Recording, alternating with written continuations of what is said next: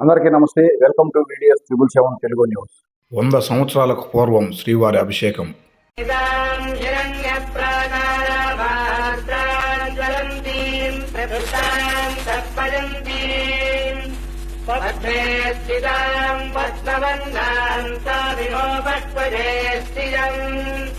చంద్రం ప్రభాసాంగసాత్వరంతీం స్థిరం లోకే దేవదృష్టాముదారాం తాం పద్మినీం శరణమహం ప్రపద్యే లక్ష్మీర్మేణస్య తాం తాం వృణే ఆదిత్యవర్ణే తపసోధిజాతో వనస్పతిస్తవ వృక్షోధవిల్వః తస్య పరాజితపదానుదంతు భాగాంతరాజాశ్చ వాక్యా లక్ష్మీః ఉపైదుమాన్ దేవతः కీర్తిస్తమనినాథా మహాదేవ్యై చ విద్మహే విష్ణుభక్త్యై చ ధీమహి తన్నో లక్ష్మీః ప్రచోదయాత్.